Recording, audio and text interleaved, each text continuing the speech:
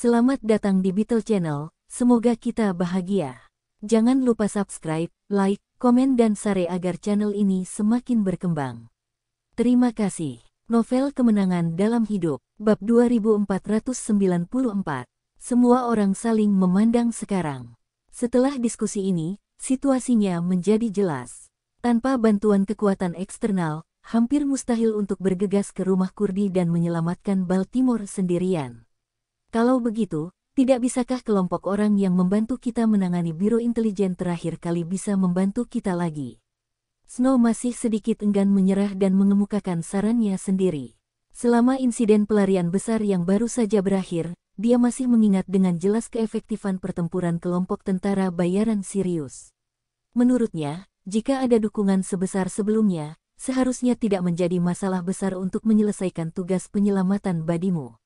Ini pasti tidak akan berhasil. Kali ini Bella ditipu oleh kita, dan dia pasti tidak akan tertipu lagi. Kali ini Rowan yang pertama memberikan suara tidak. Snow berkata dengan sinis, "Yah, saya pikir Anda bekerja sama dengan keluarga Rothschild." Faktanya, dia belum menjadi anggota tim kecil di depannya, jadi tidak ada yang bercerita banyak tentang Bella. Dia tidak tahu apa-apa tentang cinta dan kebencian antara Jasper dan Rothschild. Ada kerjasama, tapi Anda bisa memahaminya sebagai sebuah terobosan dalam perang yang panjang. Ketika Snow mendengar penjelasan Jasper, dia tiba-tiba menyadari, oh, ini seperti kerjasama sesekali antara Amerika Serikat dan Uni Soviet. Yah, kamu bisa memahaminya seperti itu.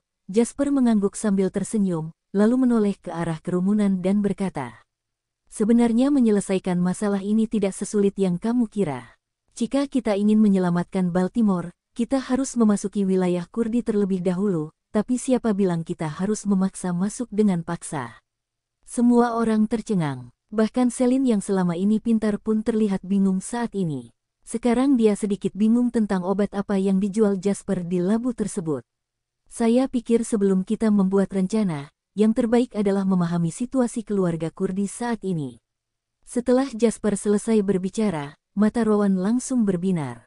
"Saudara Jin, maksudmu kami menghubungi orang-orang Kurdi yang diam-diam berbicara denganmu terakhir kali?" Ketika Rowan mengatakan ini, dia sepertinya memikirkan sesuatu dan mengusap telapak tangannya dengan penuh semangat. "Ya, kita bisa menghubungi mereka dulu.